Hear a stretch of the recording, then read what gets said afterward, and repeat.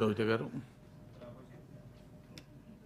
అధ్యక్ష ధన్యవాదాలు అధ్యక్ష 2025-26 బడ్జెట్ మీద ప్రసంగించే అవకాశం కల్పించినందుకు తమకు ధన్యవాదాలు అధ్యక్ష. జనరల్గా ఏ రాష్ట్రమైనా కూడా బడ్జెట్ పెట్టుకుందంటే ఆ గవర్నమెంట్ యొక్క ప్రయారిటీ ఏంది, ఆ గవర్నమెంట్ యొక్క ఆలోచన ఏంది, ఒక రాష్ట్రాన్ని ఒక ప్రభుత్వం ఏ దిశగా నడిపించాలనుకుంటుంది అనేటటువంటి అంశాలను చెప్పేందుకు ఆ బడ్జెట్ను ఒక ఇండికేటర్గా చూస్తాం అధ్యక్ష.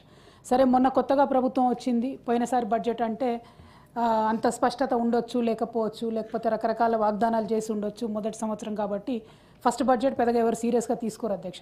అట్లానే ఆనాడు మా నాయకుడు కూడా మాకేం చెప్పారంటే, ఇప్పుడే వీళ్ళు ప్రభుత్వంలోకి వచ్చారు, ఒక సంవత్సరం పాటు వాళ్ళని ప్రభుత్వం నడిపి చూసిన తర్వాత మనం అడగాలి, అప్పటి వరకు ప్రశ్నించొద్దు అని అంటే మొదటి బడ్జెట్ని ఎవరం కూడా పెద్దగా ఏమీ అనలేదు అధ్యక్ష. ఇది రెండవ బడ్జెట్ అధ్యక్ష.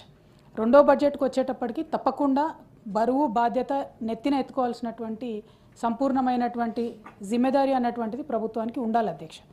మొదటి బడ్జెట్లో కేసీఆర్నే తిడతాం, రెండో బడ్జెట్లో కేసీఆర్నే తిడతామంటే ప్రజలు మెచ్చరు అధ్యక్ష. మాకు వచ్చేదేం లేదు, బీఆర్ఎస్ ఎస్ అ పార్టీ మీరు మమ్మల్ని తిడితే మాత్రం మాకు పోయేదేం లేదు, ఎందుకంటే మీరు ఎన్ని తిట్లు తిట్టినా కూడా మీ మీద పోరాటం చేసి మేము తెలంగాణ తెచ్చుకున్నాం కాబట్టి దానికి అభ్యంతరం లేదు. కాకపోతే ప్రజలు మెచ్చరు అధ్యక్ష.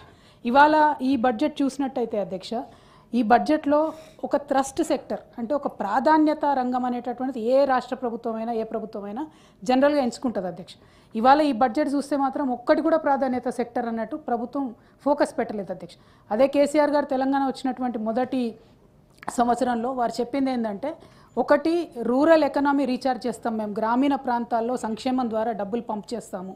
రెండవది, ఒక పక్క వ్యవసాయాన్ని ప్రాధాన్యత రంగంగా తీసుకుంటాం, అంటే వ్యవసాయము, ఇరిగేషను, రైతుల సంక్షేమము, రూరల్ సంక్షేమం వీటిని తీసుకొని మనం ముందుకు పోతే ఆటోమేటిక్గా దాని నుండి సంపద సృష్టించగలిగినాం, ఆటోమేటిక్గా వెల్త్ క్రియేట్ అయింది. దాంతోపాటు నెక్స్ట్ 2-3 ఇయర్స్లో ఇండస్ట్రీస్ని మనం ప్రాధాన్యతగా తీసుకొని ముందుకెళ్ళాం అధ్యక్ష. తర్వాత సర్వీసెస్ని తీసుకొని ముందుకెళ్ళాం. సో ఇట్లా గవర్నమెంట్ అనేది ఒక ట్రస్ట్ సెక్టర్ ఎంపిక చేసుకుంటుంది అధ్యక్ష. దాన్నే ఈ మొత్తం బడ్జెట్లో చూస్తే అసలు ట్రస్ట్ సెక్టర్ అనేదే లేదు అధ్యక్ష. అంటే ఒక విజనే లేదు ఈ ప్రభుత్వానికి, ఏ దిశగా వెళ్తున్నామో, అందరికీ ఎంతో కొంత అడిగిన వాళ్ళకి అడిగినంత ఇవ్వాలి అని అంటే దాంట్లో గవర్నమెంట్ ఫోకస్ ఏముంటుంది, మన ఆలోచన ఏముంటుంది?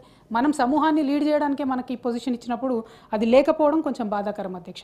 అది లేకపోగా ఎంతసేపు క్రితం ప్రభుత్వం చేసినటువంటి అప్పుల వల్ల మేము ఏమి కూడా కార్యక్రమాలు చేయలేకపోతున్నామని ప్రతినిత్యం చెప్తా ఉన్నారు అధ్యక్ష.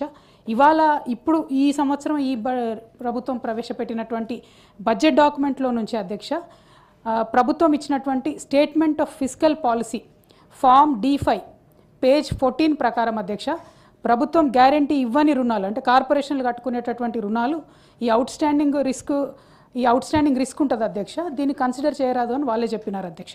అట్లానే ఒక వైట్ పేపర్ ఆ మధ్య ప్రభుత్వం ఇచ్చింది అధ్యక్ష. అదేవిధంగా ఒక సోషియో ఎకనామిక్ అవుట్లుక్ కూడా ఇచ్చినారు అధ్యక్ష, దాంట్లో పేజ్ నెంబర్ 36.